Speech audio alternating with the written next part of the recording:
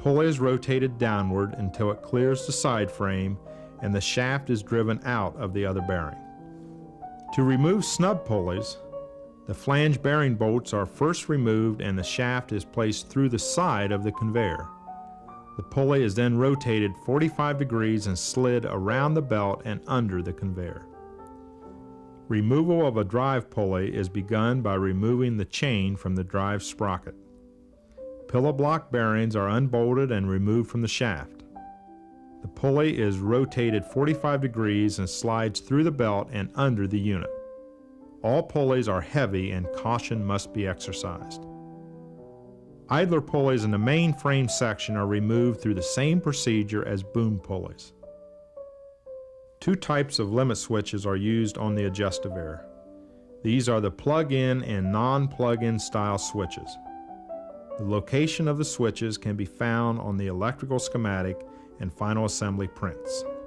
In order to replace a plug-in limit switch, electrical power must be disconnected. The position of the limit switch trip arm is marked for positioning of the new switch to ensure that the conveyor stops at the proper location. The limit switch mounting bolts are removed and the old switch is lifted off the switch base. The trip arm on the new switch is then replaced and the new switch is plugged in.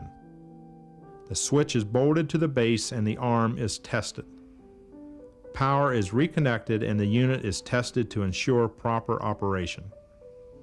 To replace a non-plug-in limit switch, the power must first be disconnected.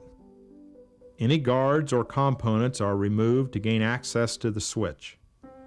The cover is removed from the switch and all internal wires disconnected. Conduit is also disconnected and pulled away from the switch. The limit switch is unbolted and removed. The new switch is assembled, matching the correct wires to their proper terminals. Conduit is reconnected and the limit switch is bolted in place. Power is reconnected and the limit switch trip is set. The switch is finally tested and all guarding is replaced. The maintenance manual contains lists of recommended spare parts for the Adjustaveyor. These lists are arranged by major areas, and each list includes part names, technical descriptions, and ordering information. The lists are divided into the following areas for identification of the replacement parts: conveyor bearings, conveyor pulleys and belt, conveyor chain components, conveyor electrical, and conveyor hydraulics.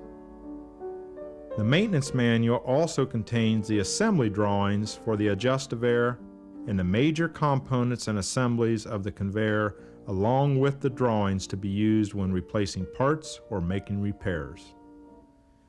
The Adjustaveyor is a safe and dependable product.